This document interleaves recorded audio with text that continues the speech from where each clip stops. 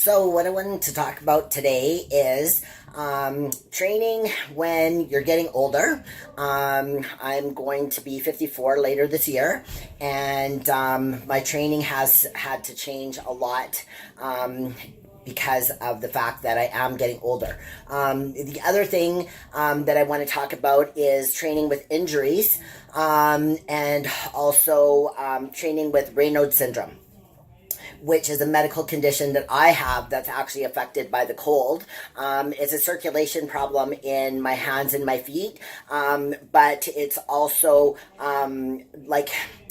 perpetuated when I get cold, and the colder I am, the more disabled I get with my hands, and it causes a lot of pain, and basically my hands turn white and my fingers start curling, and there's so much pain that's going on, mostly through this part of my wrists, but also my fingers, and they'll turn completely white, and I either have to put them in front of a heater or run them under hot water to get any kind of feeling back in them.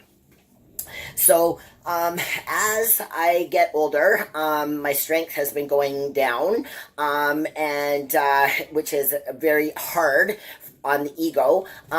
So I basically had to try to really check my ego and train around what I'm able to do. Interestingly enough to me, that even last year, which is the year that I got my pro card in 2017, I actually had the best body, the best body I've ever had in my life, and I've been bodybuilding since my early 20s.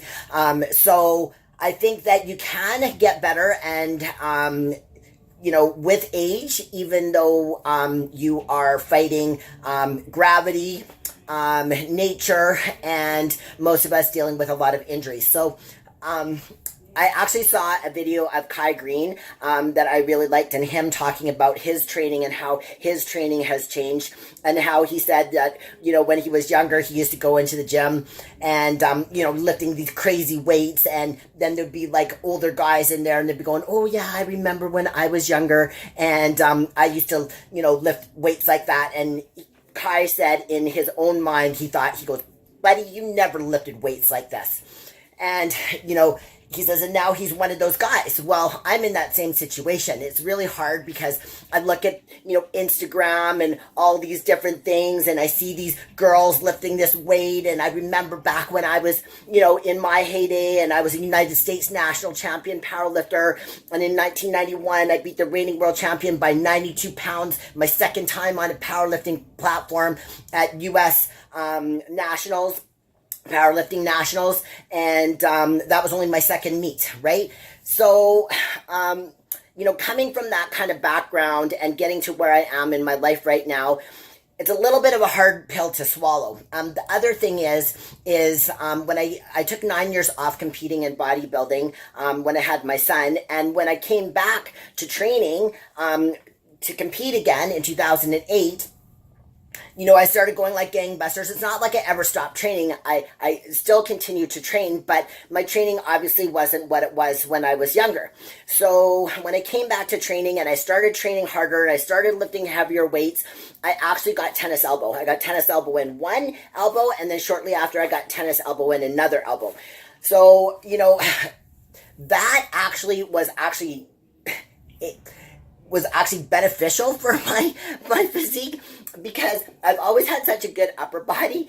I actually had to back off on my weights so much because of my elbows that it actually gave me a chance for my lower body to catch up somewhat to my upper body. So it actually worked out well, but it was actually very painful. Now, I still suffer on and off with tennis elbow.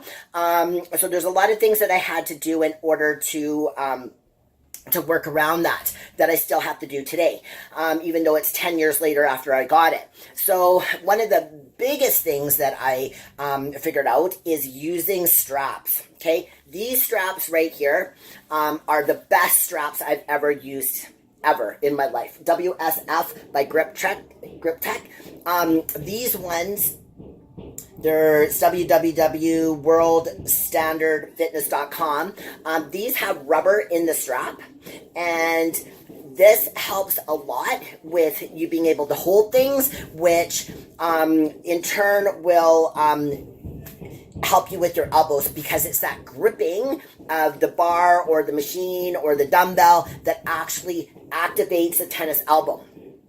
The other thing, besides these that I've used that have greatly helped my elbows, is these right here, elbow sleeves.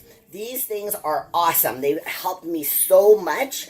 They keep the joint warm, they give it support, and these ones, what the heck are these called again? Mark Bell's Slingshot elbow sleeves. Love these things. These things are great.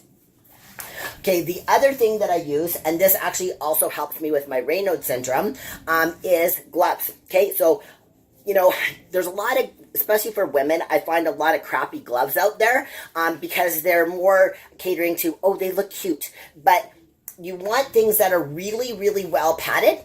I love these ones here. Actually, they're from that same company as the straps. But this one had a wrap strap that goes around it, but I just cut them off because I don't need them really. If I want to use straps or wraps, I'll use wraps. But these ones are really well padded leather gloves. And so these will keep my hands warm, which helps with the Raynaud syndrome. And especially when the weather is cool, when your hand is gripping that cold bar, it actually perpetuates the condition of Raynaud syndrome, and it makes it a lot harder to hold things. So those are a few things that I use for the tennis elbow and the Raynauds. But I think in general, especially straps can help a lot in training. The other thing is belt. I always use a good belt. So this one, I like leather belts. This one is fairly wide, and it's still fairly wide in the front. It's not actually like a competition powerlifting belt, but it's close. It's relatively thick as well. And the only time I don't use a belt really is for like lying leg curls, so it jabs in your stomach. But besides that, I use a belt with everything. But, it's training as you get older. There's things that you have to really listen to your body. If your body doesn't like it, don't do it. And that's the thing with I've noticed with my elbows, and also as I've gotten older, my grip has gotten worse and worse. Unfortunately, I inherited some traits from my dad. One is the Raynaud syndrome, and his grip is going, and I'm having more and more trouble with my grip. I think it's related to the Raynauds a lot. Although my mom has arthritis in her hands, I'm like, hopefully I don't get it. I'm sort of in denial even if I am getting it, because I don't want to accept it into my reality and perpetuate it any more than it is actually happening.